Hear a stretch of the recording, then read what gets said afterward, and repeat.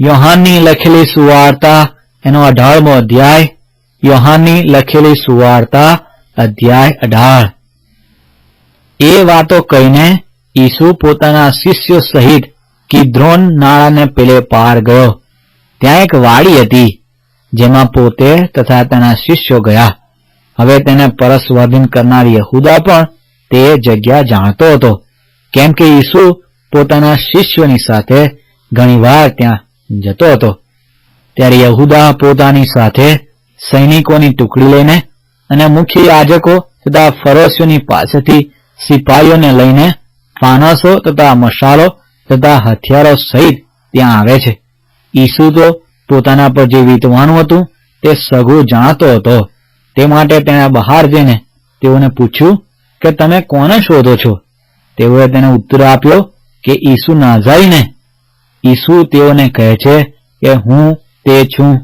તેને પરસ્વાધીન કરનાર યહૂદા પણ તેઓની સાથે ઉભો રહ્યો હતો.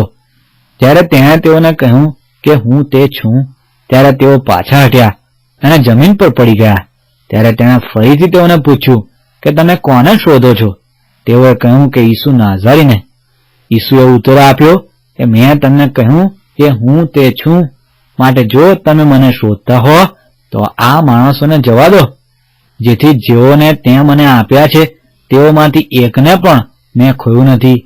એ વચન તે બોલ્યો હતો તે પૂર્ણ થાય. ત્યારે પોતાની પાસે જે તલવાર હતી તે સિમોન પિત્તરે કાઢી અને પ્રમુખ યાજકના ચાકરને મારીને તેનો જમણો કાન કાપી નાખ્યો. તે ચાકરનું નામ માલખસ હતું.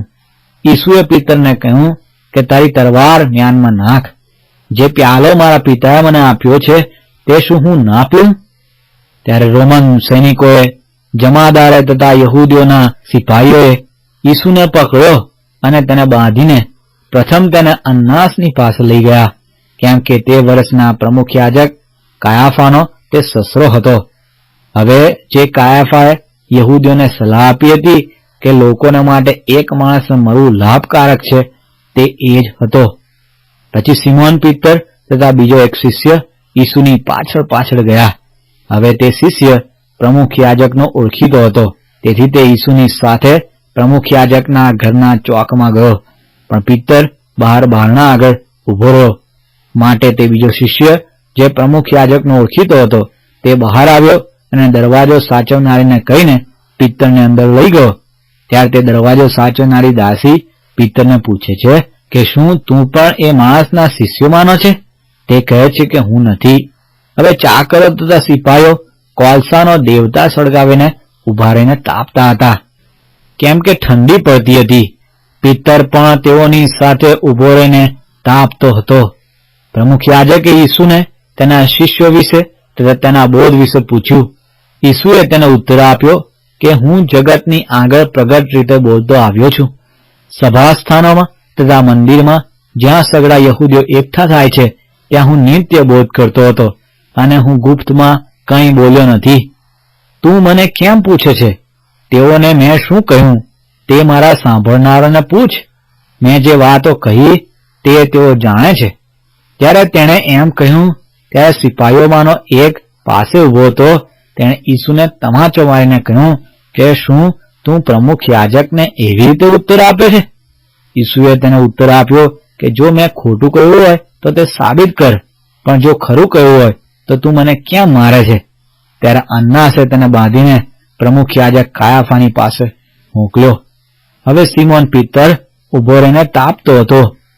ત્યારે તેઓએ તેને પૂછ્યું કે શું તું પણ એના શિષ્યોમાંનો એક છે?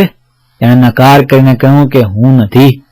જેનો કાન પિત્તરે કાપી નાખ્યો હતો તેનો સગો પ્રમુખ યાજકના ચાકરોમાંનો એક હતો. તે કહે છે કે વાડીમાં મેં તને તેની સાથે જોયો નથી. ત્યારે પિત્તરે ફરીથી ના પાડી અને તરત મરઘો બોલ્યો. ત્યારે તેઓ ઈસુને કાયાફા પાસેથી દરબારમાં લઈ જાય છે. તે વખતે પરોઢિયું થયું હતું અને તેઓ શુદ્ધ ન થાય અને પાસખા ખાઈ શકે માટે તેઓ પોતે દરબારમાં ગયા નહીં. તેથી પિલાતે તેઓની પાસે બહાર આવીને પૂછ્યું કે એ માણસ પર તમે શું તહમત મૂકો છો? તેઓ ઉત્તર આપ્યો કે જો એ માણસ ભૂંડું કરનાર ન હોત તો અમે તેને સોંપત નહીં. ત્યારે પિલાતે તેઓને કહ્યું કે તમે પોતે એને લઈ જાઓ અને તમારા નિયમશાસ્ત્ર પ્રમાણે એનો ન્યાય કરો.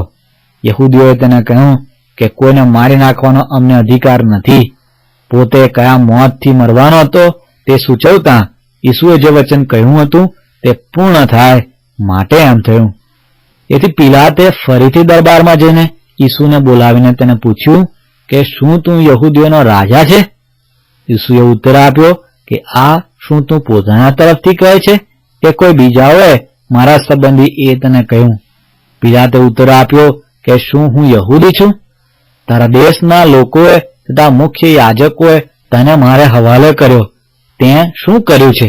ઈસુએ ઉત્તર આપ્યો કે મારું રાજ્ય આ જગતનું નથી. જો મારું રાજ્ય આ જગતનું હોત તો મને યહૂદીઓને સ્વાધીન કરવામાં ન આવે માટે મારા સેવકો લડાઈ કરત, પણ મારું રાજ્ય તો અહીંનું નથી. એથી પિલાતે તેને પૂછ્યું કે ત્યારે શું તું રાજા છે? ઈસુએ ઉત્તર આપ્યો કે તું કહે છે કે હું રાજા છું. એ જ માટે હું જન્મ્યો છું અને એ જ માટે હું જગતમાં આવ્યો છું કે સત્ય વિશે હું સાક્ષી આપું. જે સત્યનો છે તે દરેક મારી વાણી સાંભળે છે. પિલાત તેને કહે છે કે સત્ય શું છે? એમ કહીને તે ફરીથી યહૂદીની પાસે બહાર આવ્યો અને તેઓને કહે છે કે મને તો તેનામાં કંઈ પણ ગુનો માલુમ પડતો નથી, પણ પાસખા પર્વમાં તમારા માટે એક બંદીવાનને હું છોડી દઉં એવી તમારી રીત છે, માટે હું તમારા માટે યહૂદીઓના રાજાને છોડી દઉં એમ તમે ચાહો છો શું? ત્યારે તે બધાએ ફરીથી બૂમ પાડીને કહ્યું કે એને તો નહીં, પણ બરાબ્બાસને. હવે બરાબ્બાસ તો લૂંટારો હતો.